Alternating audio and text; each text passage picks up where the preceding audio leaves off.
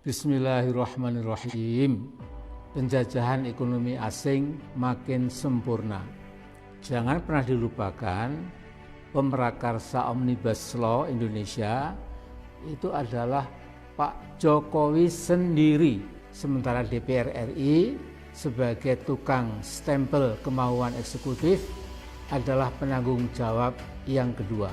Lagu miris Omnibus Law itu dinyanyikan Pak Jokowi sendiri ketika pelantikannya pada 20 Oktober tahun 2019 yang lalu, setahun yang lalu.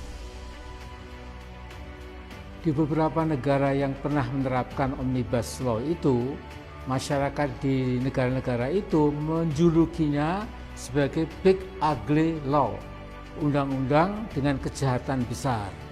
Umumnya negara-negara tersebut walaupun resminya masih memegang demokrasi, tetapi oleh banyak pengamat dan sebagian politisi, Omnibus Law atau Big Ugly Law itu sebagai praktek otoriterisme.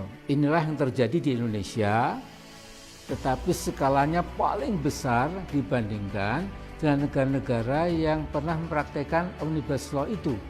Setelah undang-undang Omnibus yang dijuluki sebagai undang-undang sabu jagat itu disahkan, saya dapat menyimpulkan bahwa cengkeraman ekonomi asing di negara kita makin kokoh, dan di masa-masa mendatang baik rezim dan rakyat kita semua akan jadi bangsa kacung. Saya tidak heran kalau para kacung asing itu akan berteriak kencang seolah-olah tidak ada yang salah dalam undang-undang itu.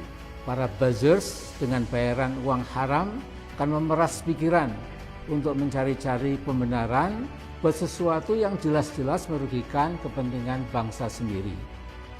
Omnibus Law adalah bukti paling akhir betapa negara dapat melakukan kezaliman multidimensional secara sekaligus.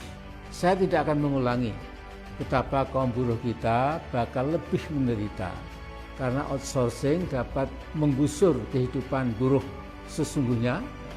Kemudian juga pesangonnya akan dikurangi, tidak ada lagi UMSK, penetapan UMK yang pasti dipersulit, tidak ada jaminan kesehatan, pemecatan buruh yang sepenuhnya menjadi hak pemodal, dan lain sebagainya. Saya akan mengangkat satu masalah yang tidak kalah penting, yaitu akan terjadi freeportisasi di semua bidang. Seluruh pemodal asing yang diharapkan berbondong-bondong datang ke Indonesia akhirnya pasti akan memeras Indonesia. Freeport-McMoRan sudah lama bercokol di Papua dan bisa berbuat apa saja seperti negara dalam negara. Dari rezim Soeharto sampai rezim Jokowi, penghancuran lingkungan, penipuan pajak, dan pelanggaran HAM tidak pernah disentuh oleh pemerintah Jakarta. Saya kadang-kadang bingung, DNA macam apakah yang sesungguhnya itu ada dalam tubuh bangsa Indonesia.